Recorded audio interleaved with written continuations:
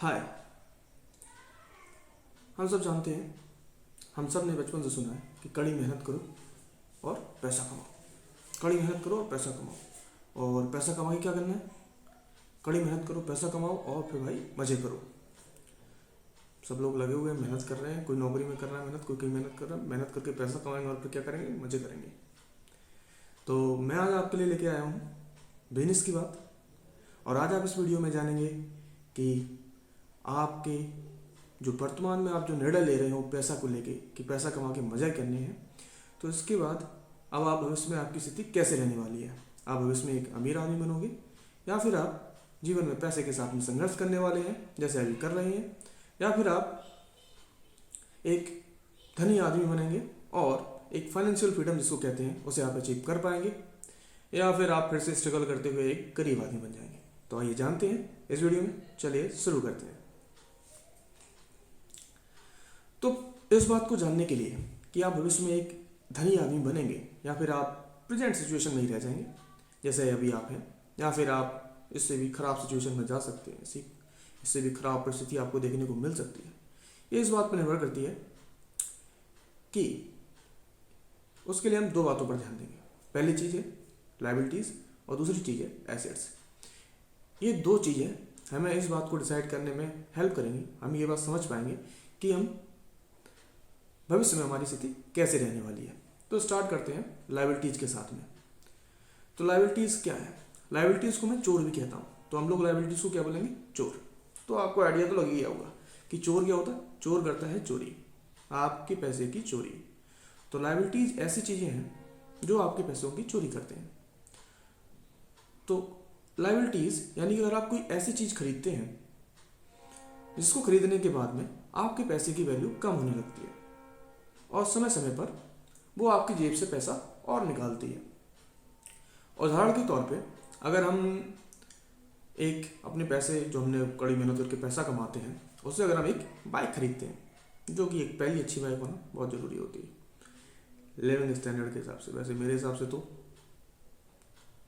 लेनी चाहिए, लेकिन एक लेटेस्ट, चलो उसको बाद में देखते हैं। हाँ, तो एक बाइक खरीदते हैं। बाइक आती है 80,000 की। तो हमने कड़ी मेहनत करके पैसा कमाया और हम खरीदेंगे एक बाइक। बाइक की कीमत है 80,000। अब एक 80,000 की बाइक को जैसे ही हम शोरूम से लेके रोड पे आते हैं तो उसकी कीमत ऑन स्पॉट तुरंत की तुरंत कम हो जाती है। अब आप उस बाइक को 80,000 की नहीं बेच सकते। आप एग्री करते हैं कि नहीं? कमेंट्स में ज़रूर बताइए। उसके बाद अब उस बाइक को आपको यूज़ करना है तो इंश्योरेंस चाहिए, नहीं तो पुलिस चालान काट देगी। और दूसरा सर्विस चाहिए होगी टाइम टू टाइम। एंड तीसरी चीज़ कि जब भी आप उसको यूज़ करेंगे तो पेट्रोल तो लगेगा। तो पहले आपने पैसे दिए 80,000 बाइक को खरीदने में, उसके बाद जब भी आप उसको यूज़ करोगे तो पेट्रोल का खर्चा और इंश्योरेंस का खर्चा और सर्विस का खर्चा। तो यानी कि अगर आपने एक चोर को खरीदा तो अब वो आपकी जेब से हर बार पैसा निकालता रहेगा, निकालता रहेगा, निकालता रहेगा। और आप जो मेहनत कमा रहे करके पैसे ला रहे थे वो आप अपने इस चोर को खिलाते रहेंगे, देते रहेंगे और देते रहेंगे। अब बात करते हैं, तो लायबिलिटीज़ आपको समझ में आ गया कि क्या लायबिलिटीज़। लायबिलिटीज़ एक चोर है जो आपका पैसा आपसे चुराता है, आप उस पैसे की वैल्यू को कम करते रहता है। लायबिलिटीज़ के अगर मैं कुछ और आपको उदाहरण दूँ तो उसमें आपका फ़ोन, उसमें आपकी कार, अगर आप एंड और आपका घर, ये कुछ चीज़ें हैं जो आपकी लायबिलिटीज़ हैं। अब बात करते हैं एसेट्स की। तो एसेट्स को आप मान सकते हो आर्मी, यानी आपके वफादार लोग जो आपके लिए काम करेंगे, आपको ताकतवर बनाएंगे और आपकी इज्जत बढ़ाएंगे। तो बात करते हैं एसेट्स की। तो एसेट्स ऐसी चीज़ें हैं जिन्हें आप अगर एक बार खरीदते हो तो उनकी वैल्यू कम नहीं होती, उनकी वैल्यू धीरे धीरे बढ़ती है। और वो जैसे लायबिलिटीज़ यानी जो चोर थे वो आपसे पैसा चुरा रहे थे, ये एसेट्स यानी कि आपके साहूकार लोग, आपकी आर्मी आपको पैसा देगी टाइम टाइम पे। उदाहरण के तौर पे अगर आप एक ज़मीन का हिस्सा खरीदते हैं जो जिसकी कीमत 10 लाख है, तो हम सब जानते हैं कि ज़मीन की डिमांड है और रहेगी। और वो धीरे धीरे अगर इस साल हमने 10 लाख का खरीदा है तो अगले साल उसे हम आसानी से 11-12 लाख पे बेच सकते हैं। अगर वो किसी अच्छी लोकेशन पे हुआ तो उसकी कीमत 15 से 16 लाख भी जा सकती है। और अगर ये यही ज़मीन, ये प्लॉट की अगर ज़मीन है तो ये सिचुएशन बनती है। और अगर ये ज़मीन कोई खेती के इलाका में यानी किसी गांव में है जहाँ पे खेती वगैरह होती है, तो वहाँ पे आप इस पर अन्न उपजा कर यानी कि आप खेती करके एक एक्स्ट्रा इनकम जो 6 महीने या साल पे होती है वो आपको मिलेगी। और उसके साथ साथ इसकी कीमत भी अगले साल आराम से, अगर आपने 10 की खरीदे तो 11, 11.5, 12 तो आराम से हो जाएगी। तो ये आपके एसेट्स हैं, आपके वफादार लोग हैं, आपकी आर्मी है जो आपकी पावर को बढ़ा रही है, आपके लिए आपकी इनकम को जनरेट कर रही है। तो ऐसे ही अगर आपको स्टॉक मार्केट का कुछ आइडिया हो तो शेयर मार्केट में अगर आप अपने पैसे किसी अच्छी कंपनी में निवेश करते हैं, अच्छी कंपनी में लगाते हैं, तो वहाँ से भी एक अच्छा आपको रिटर्न मिलता है। यानी कि जो आप पैसा लगा रहे हो उस पर आपको आसानी से 20 से 30% का रिटर्न मिल जाता है।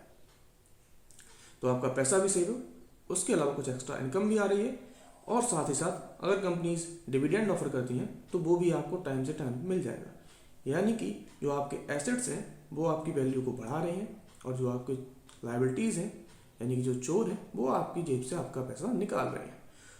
तो अब आपको एक आइडिया तो हो गया होगा कि आपके पास में कौन से लोग ज़्यादा हैं, साहूकार लोग, अच्छे लोग, आर्मी आपके पास ज़्यादा है, या आपके पास में चोर आपने ज़्यादा इकट्ठे कर रखे हैं।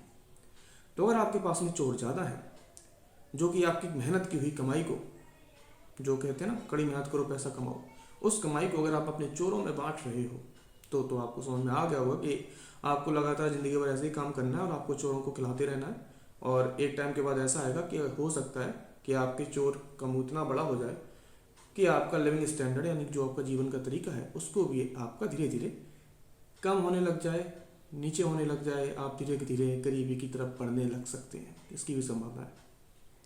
और अगर आप अपनी आर्मी को बनाते हैं, एसेट्स को बिल्ड करते हैं, धीरे धीरे आप अपनी आर्मी को बढ़ा रहे हैं, अपने अच्छे लोगों को ऐड कर रहे हैं, यानी कि अपने पैसे को ऐसी जगह इन्वेस्ट कर रहे हैं जो आपके लिए और इनकम लेके आ रहा है, तो एक टाइम ऐसा आ सकता है कि इससे जो आपके एसेट से होने वाली इनकम है वो इतनी एक्स्ट्रा हो जाएगी कि उससे आपके जो खर्चे हैं जिसके लिए अभी आपको मेहनत करनी पड़ती है वो भी निकल जाएंगे, और उसके अलावा कुछ पैसे बचेंगे जो आप फिर से जिनका आप एसेट खरीद सकते हैं, यानी कि कुछ अच्छी आर्मी अपनी और बिल्ड कर सकते हैं जो आपके लिए कुछ और एक्स्ट्रा इनकम लेके आएगी।